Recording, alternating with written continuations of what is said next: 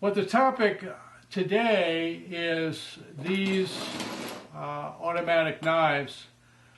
Going to have a little discussion about how they work and why they don't work. I'm going to open them up and discover what the problem is and share that with you.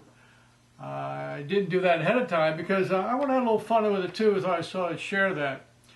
And if BSing about automatic knives is not your cup of tea, this would be a good time to turn the video off and go do something else that you like. Okay, if you're sticking around, let's talk a little bit about automatic knives. This is a pattern that is very common now. This is after the Malfunction Microtech Switchblade. He had a patent on it that has apparently run out, and it's been copied numerous times, and it's a good pattern.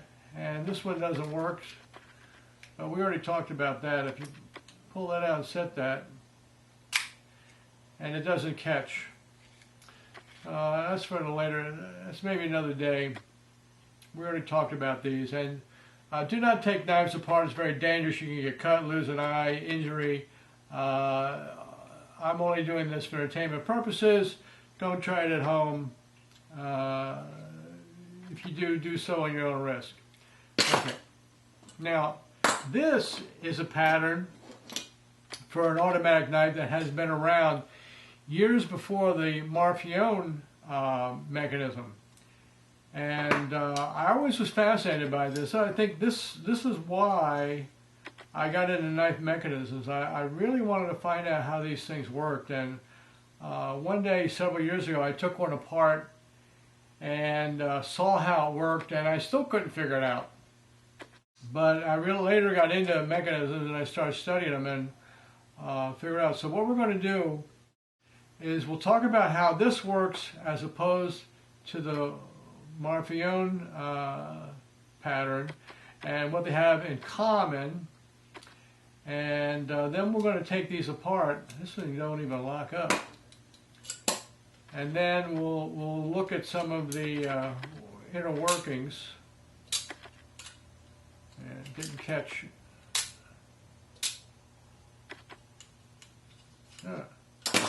And maybe have a little fun with these.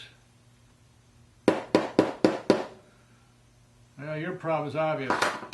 Anyway, these are double action like the Malfunction knife, and I just wanted to talk a little bit about single action. Single action, you're going to cock this thing or load the spring, and this way you push the button down, it'll release it because it's a typical push button mechanism, a through pin, sometimes called. And then once the thing is cocked and activated, and this happened to have the safety on it as well. Anyway, I guess I touched that. And then, anyway, this blade won't allow it to go down because it's locked there. And that's why they have this groove here. Let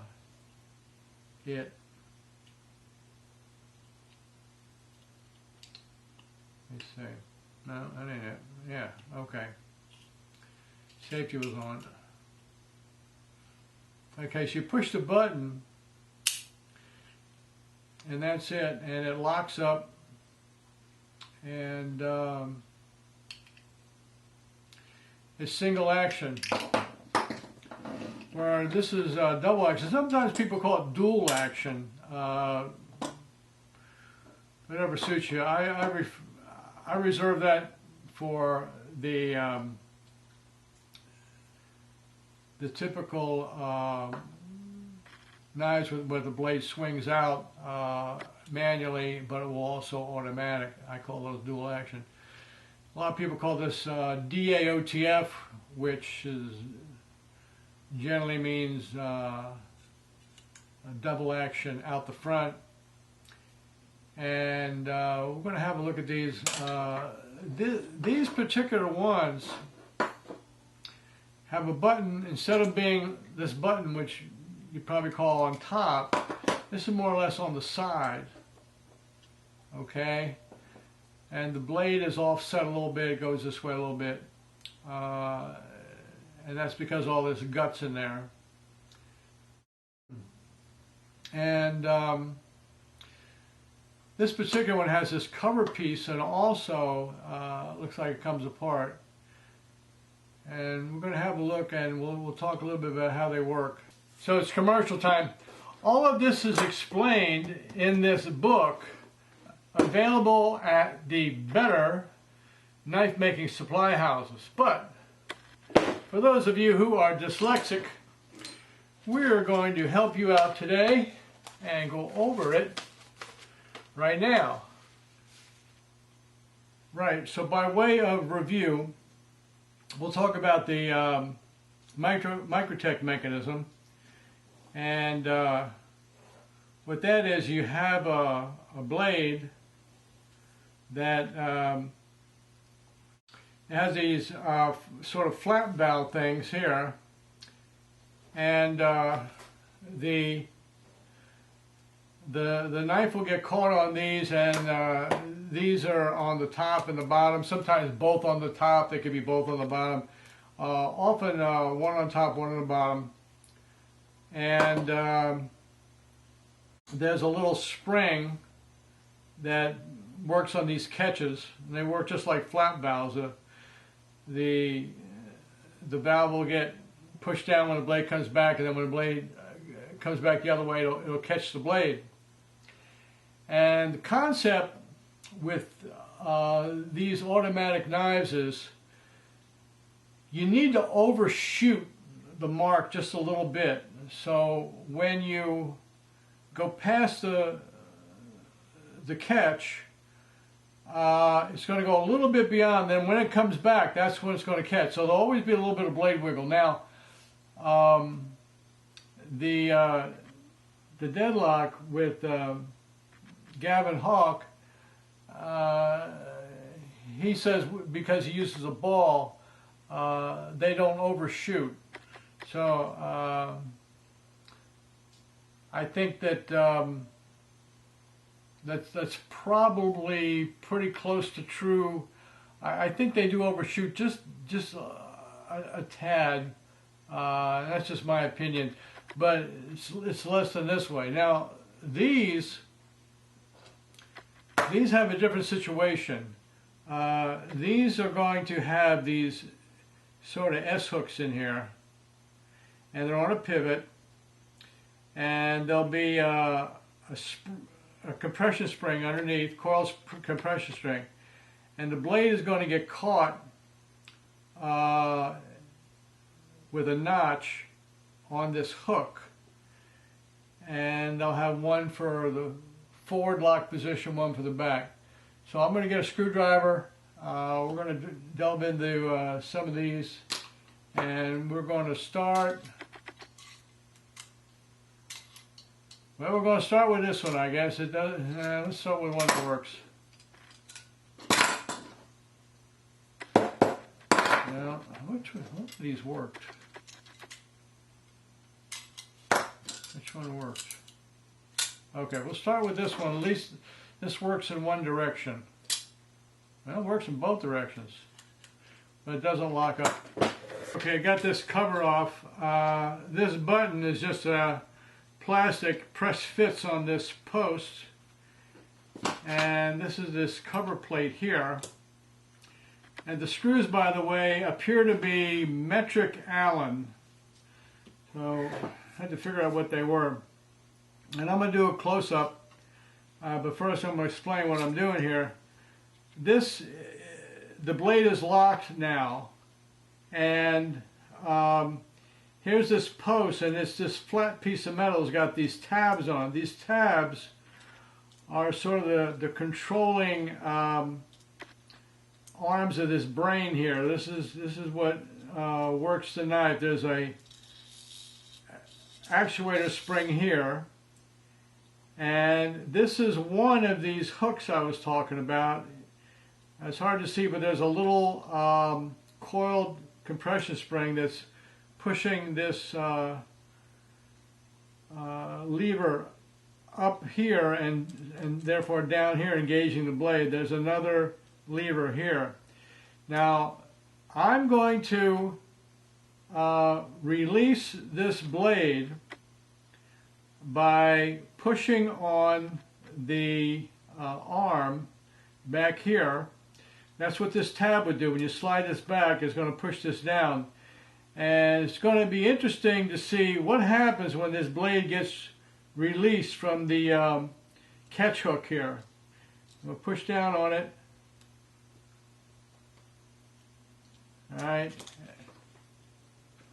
And it's still in there, alright. Jeez.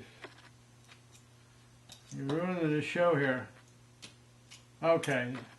There you go. Now, what you may have seen is this blade just jumped back very slightly. I'm going to lock it again.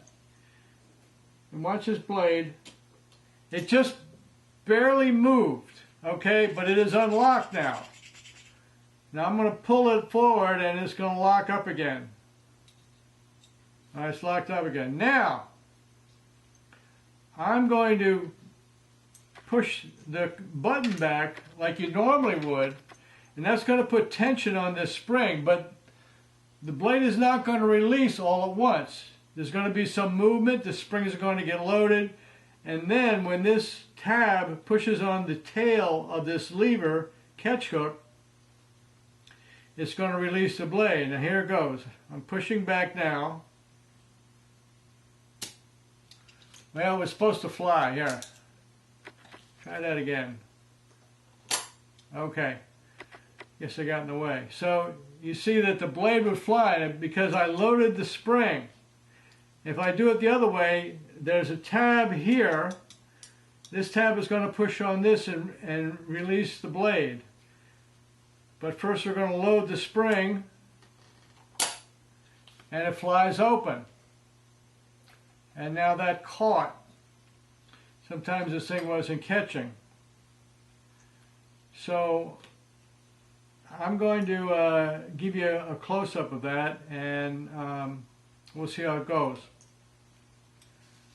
Maybe we can see it a little bit better now. Okay, here is this button, the control button, and it's attached, it's a tab that's sticking up, and here's these tabs that are sticking out, and they have a timing where once this thing moves, it's going to interact with these arms. Now here's this sort of lever S arm. The blade is in a locked position. And if I just push this down without moving the loading the spring, see what happens.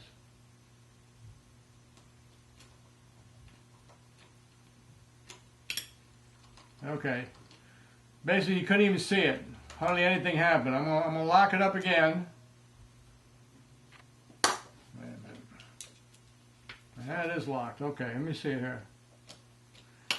Oh, yeah, okay, but you barely moved. Okay, now, if you keep your eye on these guts here, and you're going to see this tab push the arm down now, but during, try and position this a little bit better. During the spring being loaded, okay? Now, the blade's retracted, it's locked, this arm has it locked.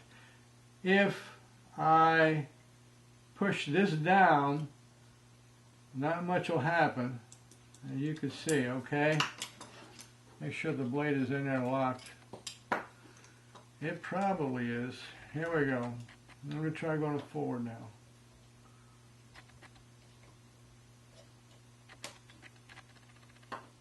Okay. Alright. So this tab came forward and pushed this tail of the lever down. It made the front part with the latch come up out of the notch. And if you pull this forward, you could just see that notch right there. The notch is showing, the rear notch. Okay. Alright, so what I'm going to do is we'll take this off, have some better look at the guts from that perspective.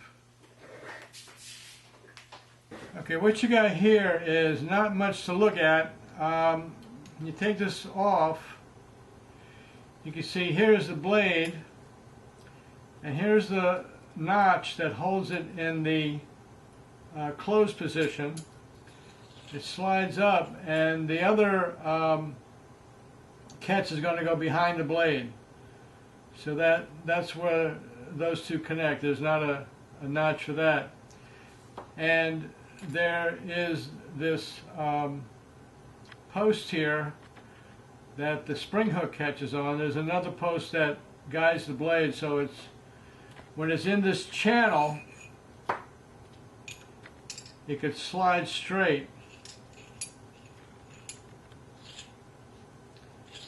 And this is all started out as machined aluminum. Now they just use cast aluminum.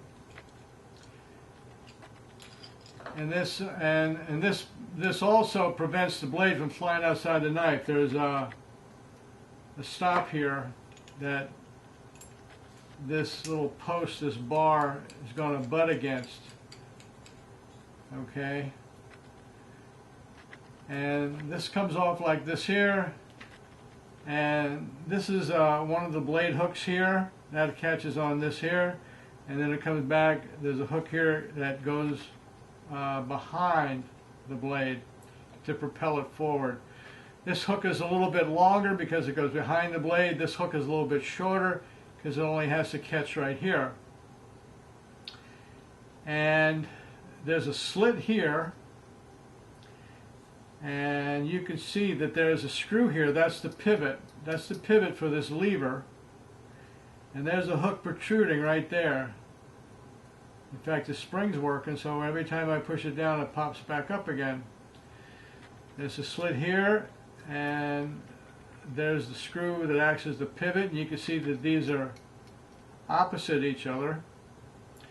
But this hook is going this way, this hook is going this way. This is going to catch this notch here.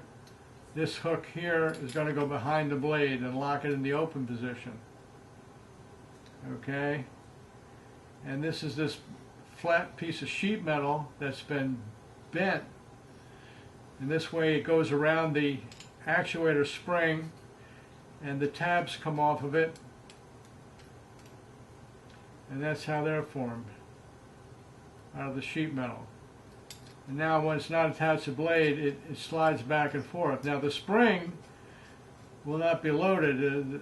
The spring is connected to this piece of sheet metal, the actuator, and that'll slide back and forth. But that is how the knife functions. Maybe you can see this as I slide this. This spring, this lever is going down. It pops back up.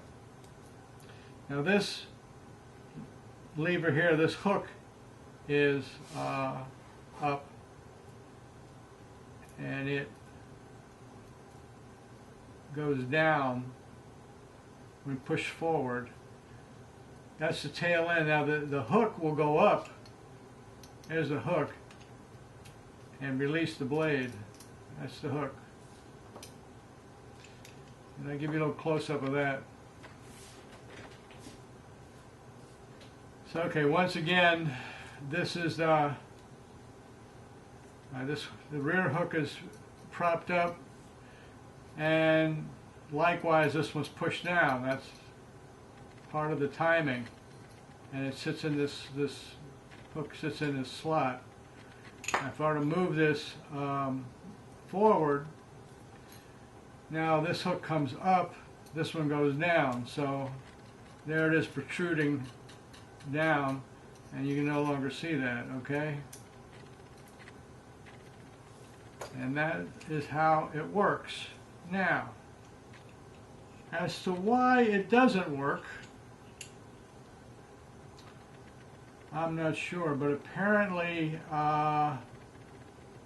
we got a problem with the catch not working, because everything else is working and it will work intermittently. So have to take a look at this, try and figure out what goes wrong.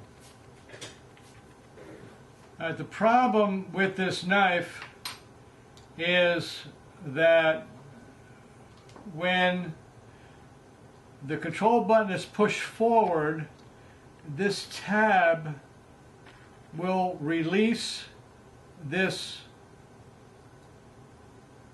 catch, this lever catch, too soon before there's sufficient kinetic energy, not kinetic energy, potential energy built up in this spring. And when it releases, it won't have enough kinetic energy to fly forward and lock up in the open position. So it has a premature ejection. Sorry, I couldn't resist. So probably what to do is maybe bend this tab a little bit up so it's not so close to the tail of this lever, or grind a little bit off this lever so it's not releasing back here but releasing up here. Okay, you see the thing's forward and this tab is pushing this down, it can't go up. If I move this back and get my hand out of the way, maybe shave a little bit of this off. So what happens is, and be very careful, I mean this thing could fly open. I know there's screws in here. So I push it forward and it starts to build up a little bit of momentum. So you can see the knife did fly a little bit, but it didn't get very far. Whereas this way, if I push this, and I'm needs quite a bit of force to get this going, and I keep pushing and pushing, it keeps moving, and you can see that it keeps moving and it builds up potential energy, and it locked. So that's locked in the closed position. When I push it forward, didn't work right. So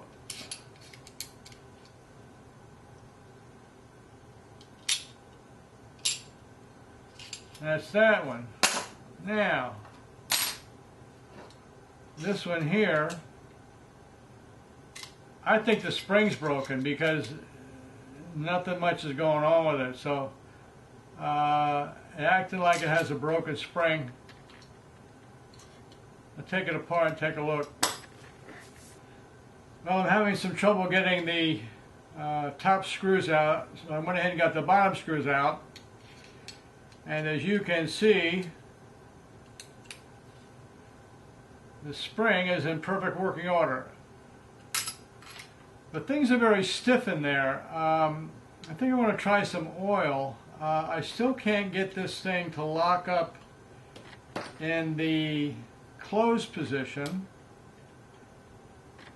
So this clothespin is going to help. Let me see here.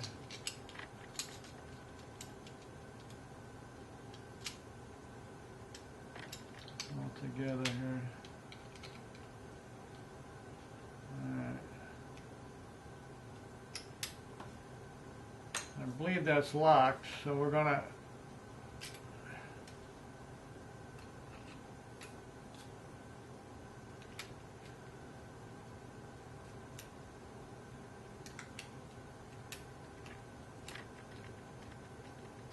push it on there.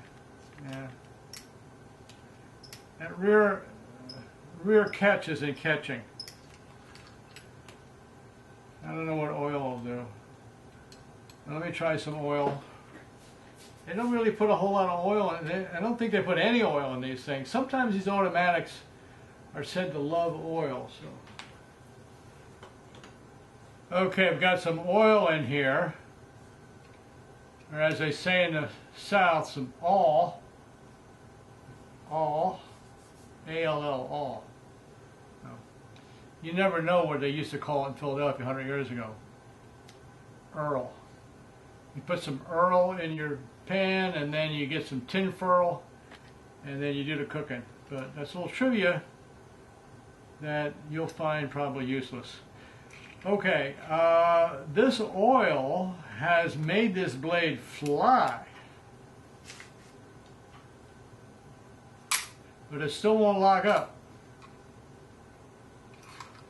So we got a problem with the rear hook. Look at that. Come on, come on.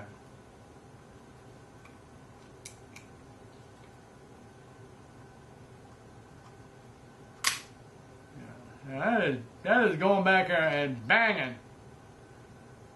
And yet it still won't lock up. So I'm going to try and get these screws off. We'll have a look at these hooks, but you know, the other one had a rear hook problem, so the boys at the factory weren't doing such a hot job probably. What the fix is probably got to get in there and tweak it. But these are kind of junky, so I don't know if we're going to mess with them. Let's take a look here. I can't get these screws off from the top cover, but I did shove it down, shove the blade down, and it caught, and it's working perfect. I don't know, maybe it needed some oil.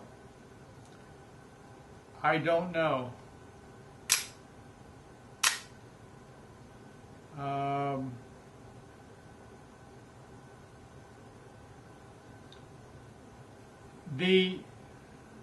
The latch only sticks up a tiny amount. You don't have much leeway with these things. I don't know if it's a flaw in the design or something, but they don't stick up. They barely catch.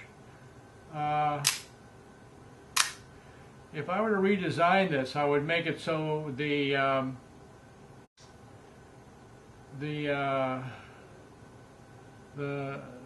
latch engage the notch a little bit better, because it seems to be a problem. And this is the second knife where the rear one wasn't catching, but that's doing okay. So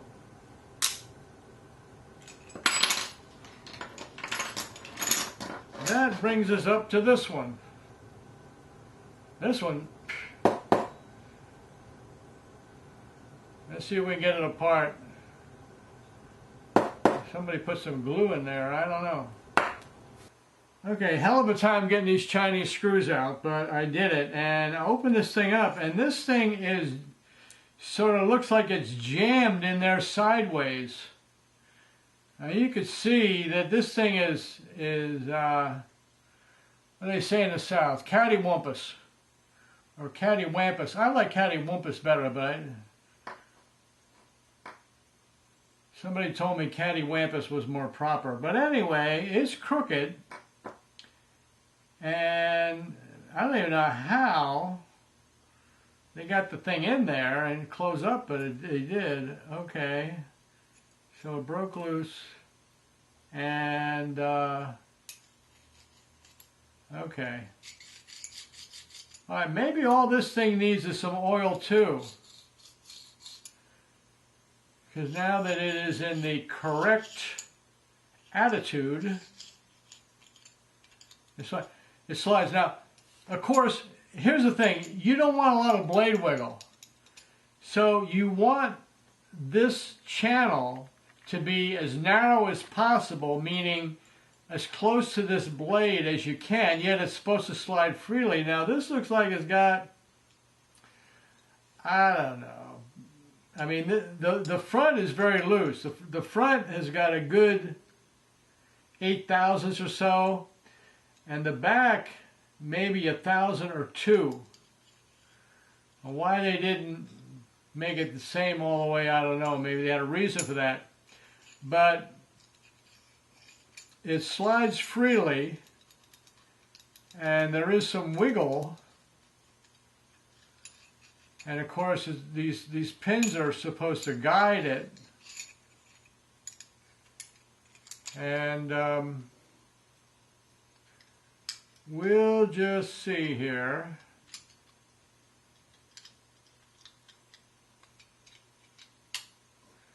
This has got somewhere. Okay, this has got a post here and a hole alignment, and it's got another post here and a hole back here. So both of these will align, which is what you want in a knife. You don't want screws to be a location device. Screws are a fixation device. To locate something, you really want a dowel or a post and a hole. So that amount of quality is here, so that's good. So I'm pull this thing, I'm gonna hold this here tightly and pull this out, and it locks up. So probably all this thing now needs a little bit of oil. It's funny how that blade jammed though. I mean, let me pop this thing here. Let me do it the right way. There. That's the safe way. It's funny how there was enough room in there for this blade to get canted like it did.